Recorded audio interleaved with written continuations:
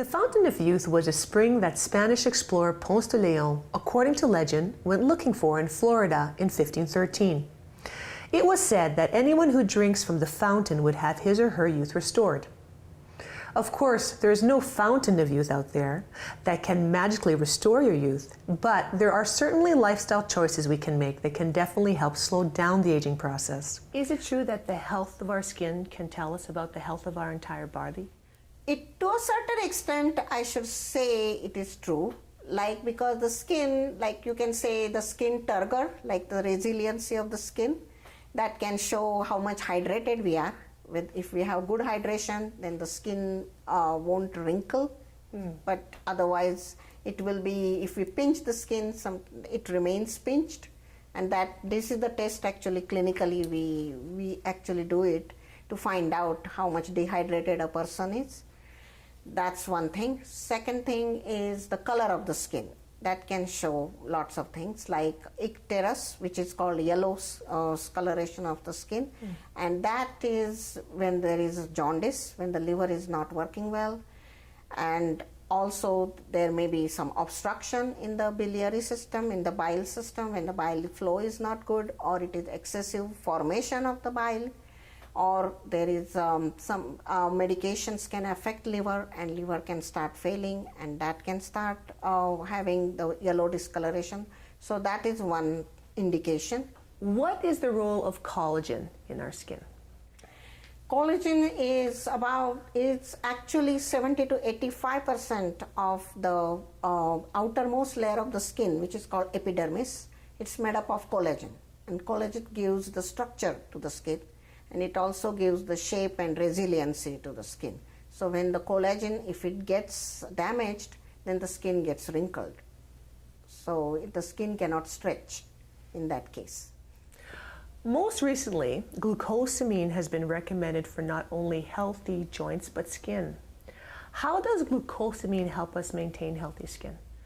Glucosamine, it actually protects against the skin changes which can give rise to by ultraviolet light exposure. So it prevents the glycosylation of the protein called tyrosinase, and that way it can decrease the production of melanin in the skin. So it decreases the pigmentation, as well as it keeps the integrity of the skin intact. So it is a good or a beneficial product actually available for keeping the resiliency and shape of collagen in the skin. So it prevents against the wrinkle and ultraviolet rays induced damage to the skin. How much glucosamine would you recommend to your patients to maintain healthy skin? It's glucosamine about 500 to 600 milligram a day is enough for that purpose. And this is a recent evidence they have found out actually. What can we do on a daily basis to slow down the aging process? First of all, our diet. To have a proper diet with essential fatty acids which can keep the cell integrity and cell wall membrane good, and that way the collagen will be also functioning very well and there will not be any wrinkles that way. So that is one. So the diet is which should be rich in essential fatty acids. That's one thing. Second thing is again to stop smoking, because smoking is also it can cause the skin, it will definitely cause loss of skin texture. And then to keep alcohol and caffeine also in moderation.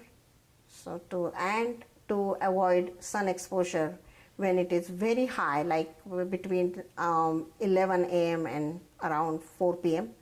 So that's when the sun, during the summer when the sun is so high intensity. So that time to avoid sun exposure or to apply sunscreen.